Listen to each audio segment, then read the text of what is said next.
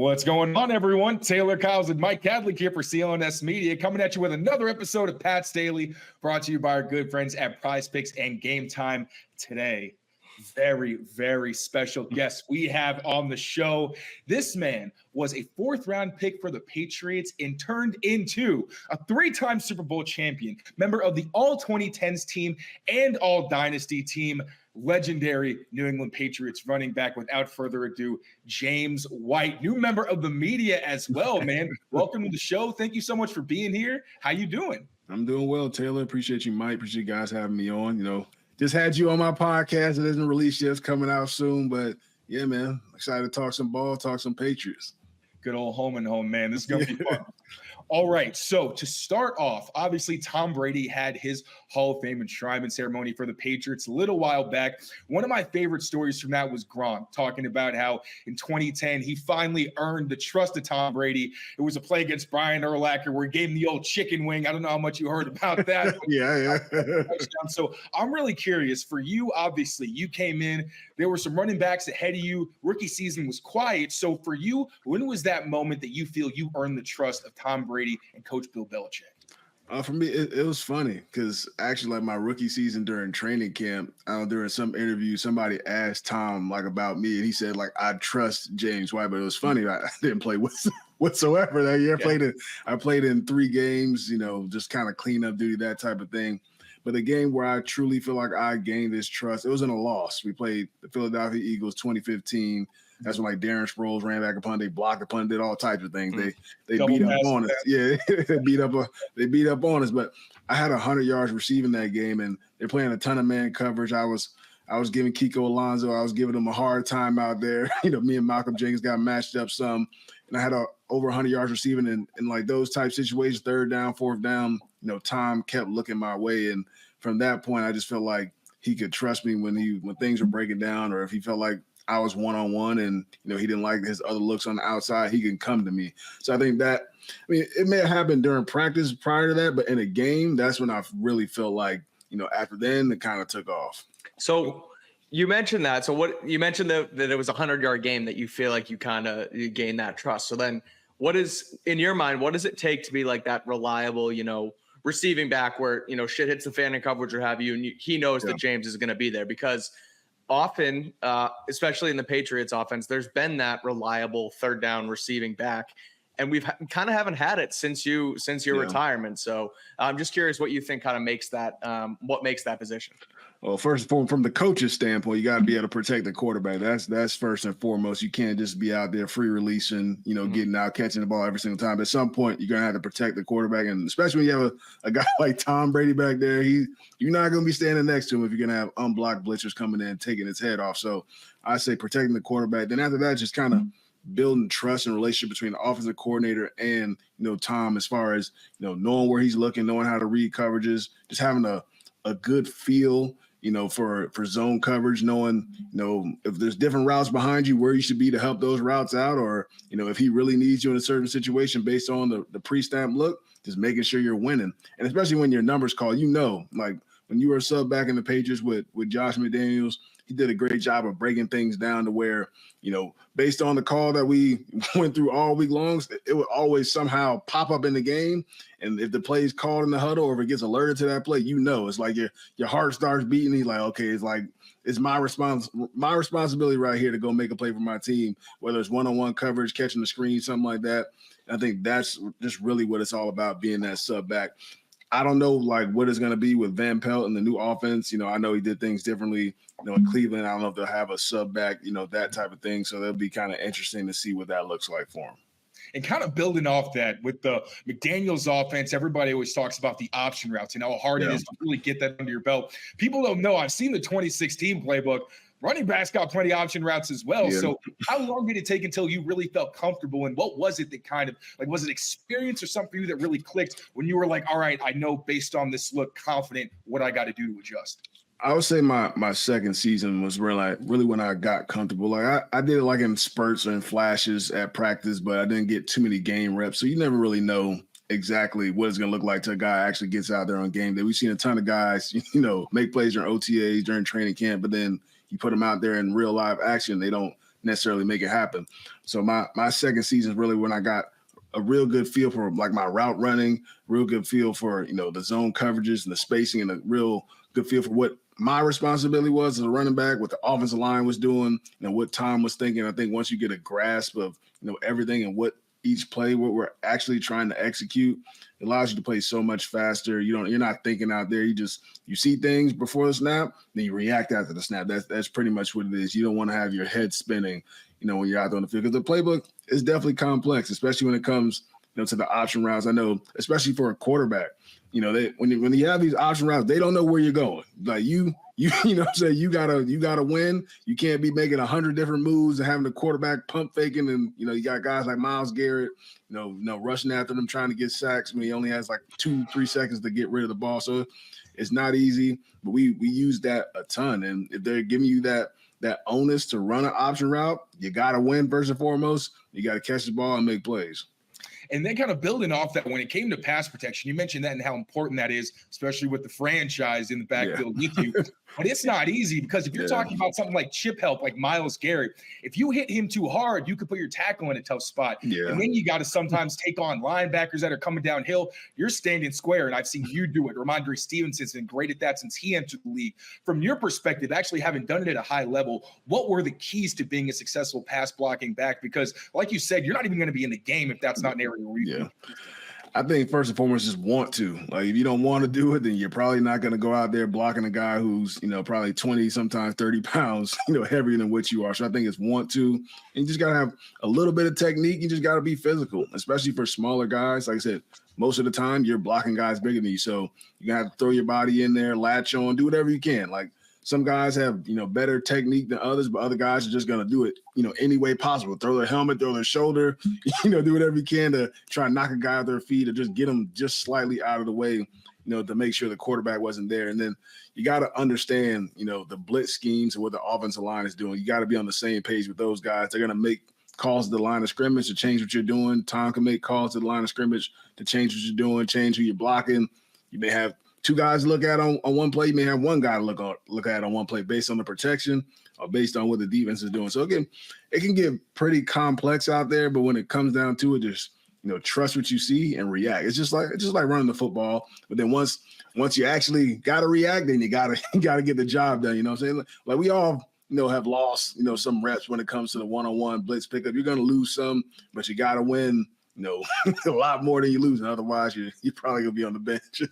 It feels so like a lot of it is mental at that position. Like you mentioned, okay, you know it, we all know it. You weren't the biggest running back, so having a blitz pickup like that, it's wanting to go do it, but then also having the technique to do it. And I'm curious. I think we'll get into where we think this next Patriots team is going with Mayo and all that stuff. But thinking about that, and sort of like when you were at Wisconsin, you guys at one point that school was churning out running backs, your Monty Balls and, all those types of guys. And you were obviously on that list. Then you play with Josh McDaniels and Tom Brady and under Bill Belichick. It's such a mental position. Where do you think you picked up the most from playing running back? Was it college? Was it the pros? Was it, every step of the way that kind of grew? Like, where do you think you really learned, again, the most from the position? It was my sophomore year of college with my running back coach, Thomas Hammock. My freshman year of college, I just knew how to run the football. I knew what I was doing. Like, I knew how to like pass protect, but I didn't really conceptualize things. It was just like, I know who I have. I pick them up. I don't know what the offensive line's doing. I don't know what the quarterback's looking at. I just know who I got. I know my job. Not watching film. I'm out here running for 1,000 yards. Like, I'm good. Right. So, then like my running back coach left to go to the NFL. Thomas Hammock comes in from Minnesota, like his first like day or two there. He slaps like a test on our desk, like let me see what you know, like as far as formations, pass protection, is a 6-man protection, 7-man protection, like all this, and like we all looking at each other like I don't know this shit. You know just what I mean? Run straight and read the blocks. Yeah. I knew a couple formations. I know all the run plays. I knew everything when it comes to that, but everything else, we didn't really know. So, from that day forward, and looked at the game like a completely different way. That's when, we were lining up at receiver positions. We were catching bubble screens. We were doing motion. So we kind of had to learn the whole offense from that point. So I think that helped me out a ton, just getting a feel for what we are trying to execute as an offense. So when I got to the NFL, it was a little bit different. But when you break it down, it's, a lot of the same things, just called something different or, just schemed up a tad bit different. So that's what helped me out a ton. I said it wasn't as smooth for me my rookie year because I wasn't playing. I still had a decent concept of what was going on. But I think my second year, just really, taking an onus on that and just going out there and like knowing it. And then you got to go out there and make plays. You can't just know the playbook. You got at the end of the day, you got to make plays. You can't just, know the playbook front and back and you ain't doing shit there. But it sounds like you got really lucky with position coaches because then you got to the NFL and you got to work with Ivan Fears. I feel like he and Scar talked about in very similar ways where players always mention, he makes you a good player, but more than that, it's what he does for you off the field and helping you really become a man. So you still see Ivan Fears all over the facility. He's at the practice field. He's always lurking. He's always there. I went into the stadium last year to record like a video or something after practice, and he's sitting in the stands. I'm like, oh, hey, coach. He's like, hey, literally just sitting by himself, chilling. Like, clearly loves being around that organization. But from your perspective, what made him such a great coach? Both the way that he helped you mature as a player, but also as a person. It's a lot. I mean, I'll stick to kind of, off the field. It's kind of on the field, off the field. Just his love for the game. I think he embraces it. He's always like one of the first people out on the field. Like, he's probably still one of the first people out on the field. And he's not even a coach, right now, with the Patriots. But he just truly loves the game. So he just never allowed you to take it for granted, just to embrace your opportunity. One day you could be here, next day you could be somewhere else. The next day your career could be over. So just really embracing the meetings, the practices, the games, taking it all in, enjoying every win, learning from every loss, all that. I think that was the best part of having Ivan Fears as your coach. Like, obviously he knew the game front to back, great running back coach, pushes us. But I just think just having him as your coach, you just never took, those moments for granted. I'm always thankful for that. Were you here with? Oh, I'm sorry. No, you're good. I couldn't remember if you were here. Were you here with Vinny Sunseri as well? Or? Yeah, I was there with Vinny. My last 2 years, he was our running back coach or so. Yeah. I couldn't remember if you were gone in the same transition as Ivan, but okay. Taylor, go ahead. I was just curious if you had both of them. Yeah, just real quick. Was there a memory that you kind of always comes to mind when you think of Fears? Like when it comes to, just something that happened that really was just like, yep, that's Ivan. Oh man, it's put you on the spot a little bit. Yeah, that's Ivan. It's tough to pick one. I mean, I just love him being on the field. Like, he's always on the field first, sitting on the bags that we do for drills, just taking it all in. Like, it's just like, dude, it's probably like you're a million practice out here on the field. You're still out here, taking it all in, enjoying every moment. He's, like I said, he's still doing it to this day. So like I said, he just embraces the game. He's been a part of it for so long. But for me, one of my favorite just memories of him during the off season, we have one-on-one meetings and they kind of let you know what you need to improve upon, going into the year, where they want to see if you're gonna try and embark on a bigger role or continue to do what you're doing. And I remember after my rookie year, he just kind of jotted down a few things for me to do. And then me actually going out there and doing during practice, you just see it on his face. It's okay, this kid really is starting to take it serious. I can see the maturation and the growth of him. So that was just kind of one of my favorite moments for him. You can see them looking at me okay, you can see the difference from, last year, this year. Nothing says summer quite like a live baseball game. And whenever I want to check out a Red Sox game at Fenway, I'm using Game Time, the best place for last-minute deals on tickets. Game Time is an authorized ticket marketplace for Major League Baseball, which makes getting tickets faster and easier. Prices on the Game Time app actually go down the closer it gets to the first pitch. With killer last-minute deals, all-in prices, views from your seat, and their lowest price guarantee, Game Time takes the guesswork out of buying MLB tickets. With Game Time, it's as easy as finding the game you want to attend, getting a view of the entire stadium to see what prices look like in different areas, and they actually do you a favor and show you both the cheapest tickets available and the best deals. You can also get the view from the seat that you pick, and between their lowest price guarantee, event cancellation protection, and job loss protection, there's really no better option than Game Time. And with Game Time's lowest price guarantee, the app will actually credit you 110% of the difference if you find a cheaper ticket elsewhere. Take the guesswork out of buying MLB tickets with Game Time. Download the Game Time app, create an account, and use the code CLNS for $20 off your first purchase. Terms apply. Again, create an account and redeem code CLNS for $20 off. Download Game Time today. Last minute tickets, lowest price, guaranteed. Let's stay on coaching for a second, because, and I'm sure you've been asked this question a million times in the last 7 months, but you played with Mayo. You've been around Coach Mayo. Yep. You've seen sort of the transition that's gone from Bill to him over not only just these last 7 months, but really the last couple of years. And they kind of had Mayo in the building and stuff. So what are your expectations for him as a coach? Do you think they'll be successful? Because there's, it's great when everyone says, the guards are down and it's more loose and it's player friendly, but is that going to matter? What do you expect? And how do you see the season and beyond going for the team?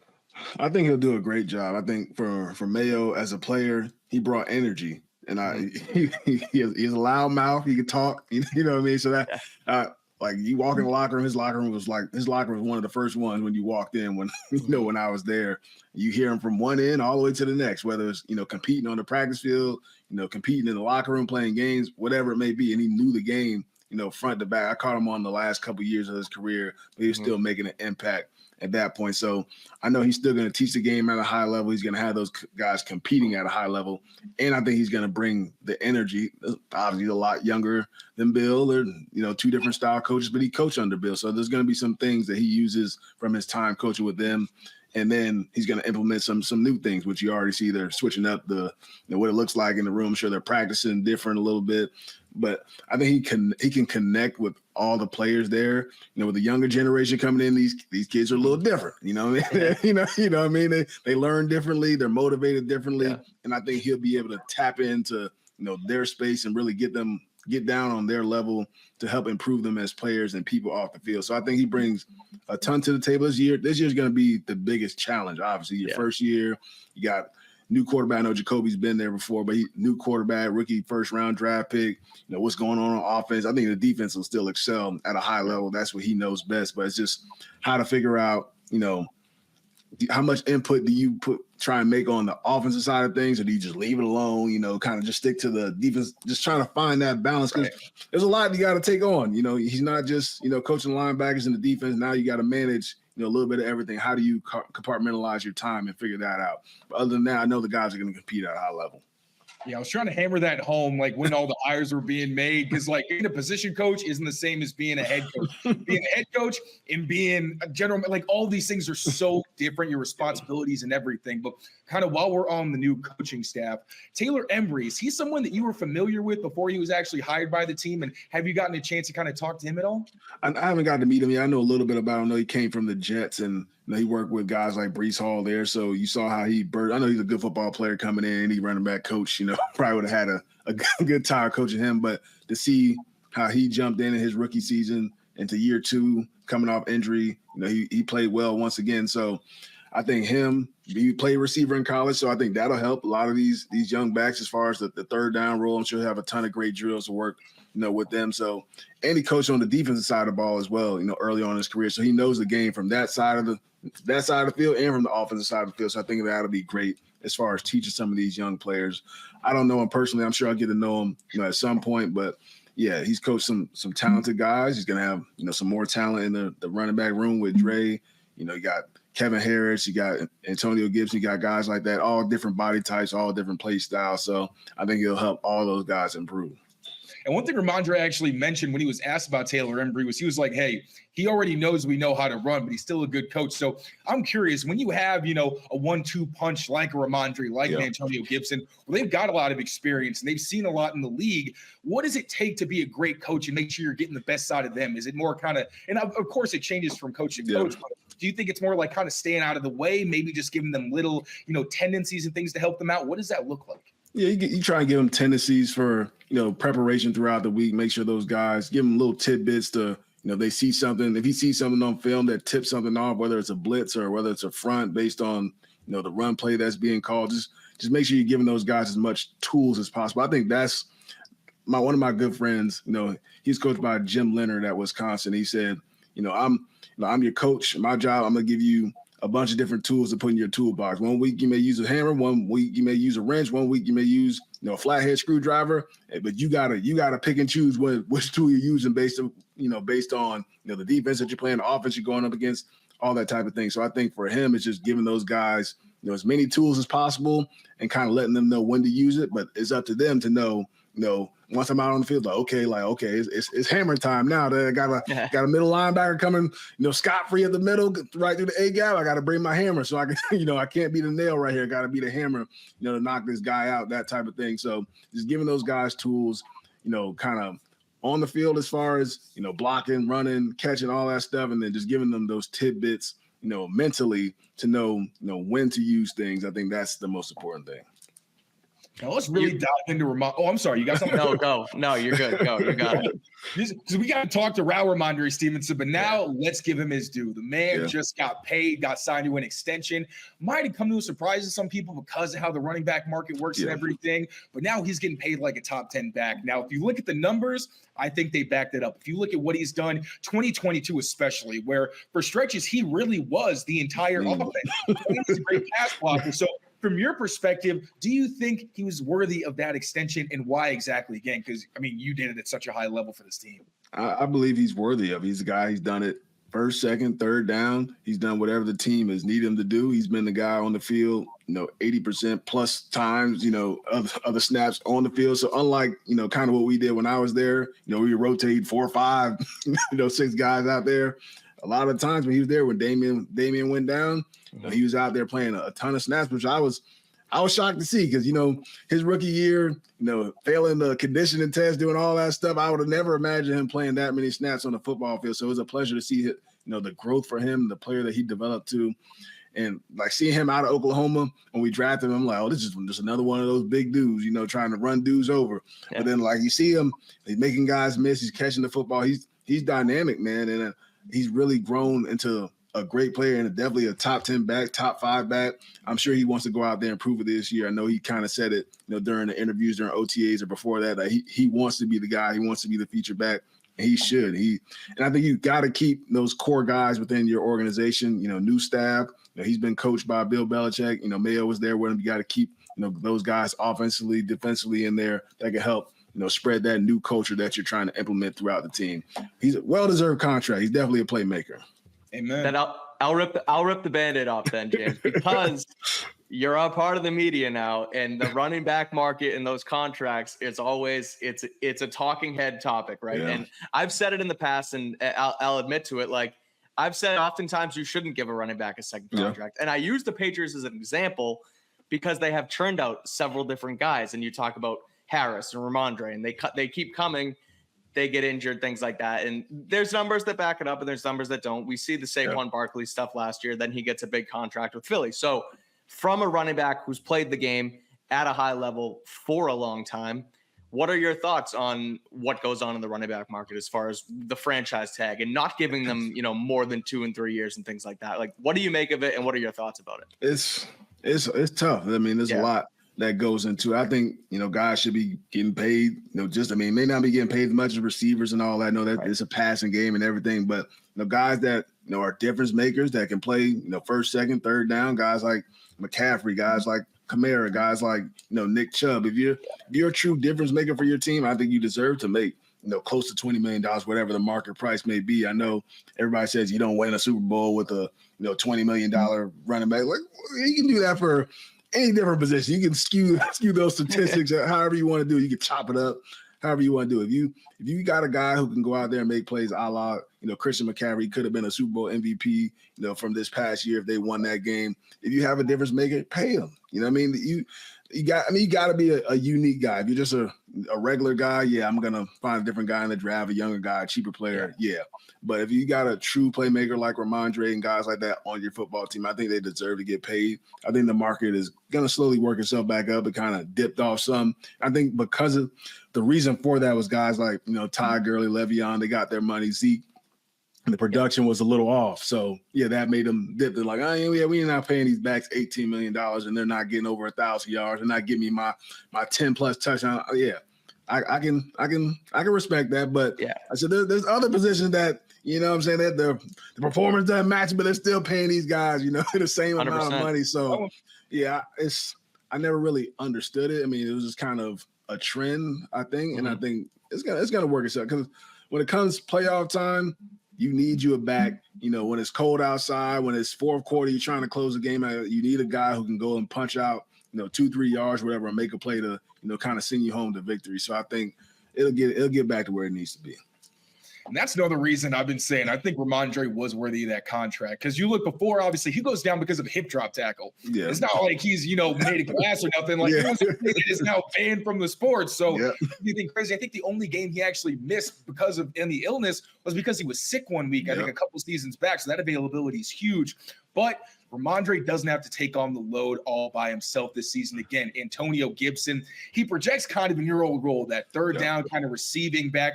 But also in this outside zone, wide zone scheme, he can also run the rock because he's a big dude. So what are you expecting from Antonio Gibson, and how did you feel when he was signed by the team and, his potential fit with these guys? I thought it was a great signing. He's different than the guys that they currently have on the roster. They've been missing a guy like himself on the roster for some years now. I know Rhamondre could do all three downs, but even still, Antonio's he's just a tad bit different. He played receiver in college, played some back too, so he has the versatility. He's a bigger dude. He can run through arm tackles. So I think just having a guy you can specifically, scheme, whether they use a sub back, third down back, I don't know what they plan on doing, but to have a guy that you can literally plug in there and potentially the defense has to make a different call because he goes out there. I think that makes a huge difference, for them offensively, just to have a guy like, I know when I went into the game, I could hear the defense say 28's in or White's in, like stuff like that, just to make sure they're alert. That way it's not just the same guy, going out on the field every single time they can make the same calls. I think it makes the defense think a little bit. I think he could be used a lot more. I don't think he was used a ton, in Washington the past couple of years. I know he had a solid rookie year, so I'm sure he's chomping at the bit to prove himself as well. And you take some of the load off Rhamondre. I know he got paid. He could be out there, whatever, most of the snaps and everything. But to have another guy who can really step in and there's really no drop off, I think that's big. You can win up to 100 times your money on Prize Picks with as little as 4 correct picks. You can turn $10 into $1,000. With the NBA Finals over, the hoops action doesn't stop on Prize Picks. Women's basketball is just heating up, with stars like Caitlin Clark and Angel Reese looking to make names for themselves, alongside greats like Breanna Stewart and Asia Wilson. You can earn up to 100 times your cash watching them ball out. Prize Picks is available in more than 30 states across the country, including California, Texas, and Georgia. I made my first $10 deposit and received an instant $10 bonus. If you have the skills, you can play for a shot at turning your $10 into $1,000. I've got Caitlin Clark for more than 3.5 3-points made and Breanna Stewart for more than 23 points. For baseball, I've got Kyle Schwarber for more than 9-hitter fantasy score and Bryce Miller for more than 4 pitcher strikeouts. Download the app today and use the code CLNS for a first deposit match up to $100. That's code CLNS for a first deposit match up to $100. Prize Picks. Pick more, pick less. It's that easy. Kind of a scheme nerd question here, but when it comes to pony personnel, I feel like we've been talking about it for a couple years. And it's always exciting on paper, but then sometimes, if the offensive coordinator isn't quite creative enough, it's like, yeah, you got 2 backs, but it's just they're both going to the flat. Like, it's like, I'm not really putting any fear in these guys, but how do you feel about it with Rhamondre and Antonio? Because again, we've already seen, we can't really say exactly what we saw, but they're getting creative with Antonio Gibson. So how do you feel about those 2 running back packages and the kind of stress it could put on a defense having, again, Rhamondre and Antonio Gibson on the field together? Yeah, I love it. I mean, it challenged the defense. They have to figure out what personnel they want to match up with, whether we want to go nickel, whether we're going to go base defense. They go base defense, then obviously we're throwing the football. You're getting 2 guys matched up on linebackers, letting them win. So it puts stress on, but the guys have to put it on tape, obviously, that they can win in man-to-man coverage consistently. I think that's when it really poses a problem. I know for me, it's like me, Rex, or Brandon Bolden or Deion Lewis. Like whenever we went out there, we put stress on the defense. So you make the defensive coordinators worried. If they can put that on tape early in the season and it's effective, then I think they'll keep calling. But they have to use it. I think when you have quote unquote questions in the receiver room and all that, and you got some more veteran running backs. Why not lean into them? Use some pony personnel, not just on third down, either chipping, like you said, not just chipping, going to the flat, scheme some stuff up on first and second down, motion shifts, empty with both guys out there, and really stress the defense out. They can picture that 2019 Eagles game. I remember killing those boys. All right. Or the other one, it's the Super Bowl against the Rams, 53, when you guys ran 21 with Rex and Devlin, and it effed up the Rams so bad, but they had those guys split out, and it's like little stuff like that was just it really messes with the defense. Even what year? I think that was 2018, the AFC Championship before halftime or something like that with Rex. We ran like regular personnel 2 minutes. And we walk the ball down the field and score. So there's different ways, you can use it when you have versatility at the running back position, when you're not just lining up and 21 is 90% run. You're like, okay, whatever, we'll stack the box and we're going to shut that down. When you line up at 21, you get it empty, like, oh boy, like how we match this up here, you know what I'm saying? So if you have versatile guys like Dre and Antonio Gibson, it makes a world of difference. We'll wrap it with this because I just mentioned the Rams Super Bowl. Another reason you guys were able to win the game was the offensive line and the way you guys changed the identity into the run game throughout that postseason run. So what do you think of the Patriots' current offensive line situation? Because it was great when you guys when you guys were here. We've talked about it with Scar and stuff like that. And it's dipped over the last 3-4 years. And I think it's one of the main reasons why Mac Jones didn't succeed here at the end of the day. So thoughts on what they've done?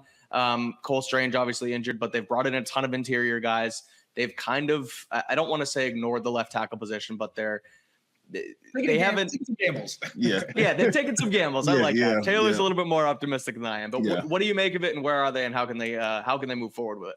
Yeah, it's going to be interesting to see, what it looks like. Obviously, you have David Andrews, Big Mike, City So, you drafted Caden Wallace, those type of guys. So I think a lot of these younger guys have to step up and really show themselves.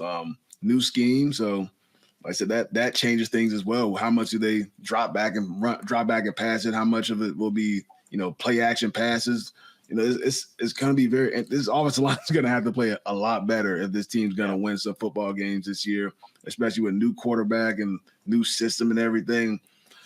I honestly can't say what it's going to look like. I'm interested to see, what it shakes out to be. But my guy, David Andrews, you got to do a great job of motivating all those guys to be better. It really falls on, his shoulder. He's a center, so he's a guy who has to communicate to everybody. And all those guys have to really ramp up their play, man. You gotta protect the quarterback. You gotta open up some holes for those running backs. It's gonna be a challenge, but they need them. They need them to play big. Actually, one more thing I'm curious about, because we talked about Rhamondre Stevenson, we talked about Antonio Gibson, but there's likely going to be at least one more running back that makes this roster. You got Jermichael Hasty, Kevin Harris, these guys who've already been in the league. Then you got young guys like Deshaun Fenwick and Terrell Jennings. Obviously, we haven't gotten to see much of them because there's no pads in the spring. But who do you maybe like as that third guy? Again, limited sample size to go off of, but is there anybody that you think might have an edge based on what you know about their game? I like Kevin Harris. I was with him his rookie year for a little bit before I retired. I didn't really get to see too much of him. Then watching him later on in the season when, I think Damian went down and Rhamondre went down as well. And Pierre and him had a solid little game. I think it was against Arizona Cardinals or something. So he has some speed to him. He has some power to him, and he could be like that. Maybe he could be the goal line back. He could be that, 4th and 1. Get a little package for him to get him in the mix. I feel like I'm not sure how well he is as far as catching the football, but he could find him a little niche as being the power back, being a little bit different than both of the guys that they have on their roster. I know Jermichael Hasty, he's a solid player as well. He's shifty. He could be in the mix for interchangeable third down back, sub back. I'm not sure how many backs they'll use. I don't know. I haven't really watched, Van Pelt that much, in Cleveland and everything, how many backs he really has in his rotation. I know sometimes, some guys go into the game with 3 backs. Sometimes it's 2. I know we used to go 4 or 5 sometimes. So it all depends on how many they try and bring to the game. That's going to be the biggest challenge. James, this was a blast, man. Thank you so much for joining us. Hope we could do this again at some point. But before we let you go, please let the people know, if they don't already follow you, which would be pretty insane. But just in case, let the people know where they can follow you, what great stuff you got coming down the pipeline that we should all be looking out for. Oh, yeah, you can follow me on Instagram, Sweet Feet, pretty simple, on X, Twitter, whatever you want to call it, Sweet Feet _white and all that good stuff. I have my own podcast going on, The Money Down. Taylor came on last night for us. That'll be dropping soon. We're on YouTube, we're on TikTok, we're on all that good stuff. We're still in the beginning stages, but we're growing. And like I said, we got some good content, talking ball, talking life, trying to give everybody, kind of tap into, like, you're in the media, give people kind of interesting look at what it's like being a young guy, starting in the media, growing, what your future aspirations are going to be. Just try and motivate everybody to get to where they want to be in life. I'm not just saying it because you're here. That was truly one of the most fun interviews I've ever done. So seriously, check out my episode of course. Show us all those episodes. You got a lot of great ones. Once again, James, thank you so much for joining us. And thank you all, as always, for watching. Now take care of yourselves. Take care of each other. We'll see you next time. Peace, y'all.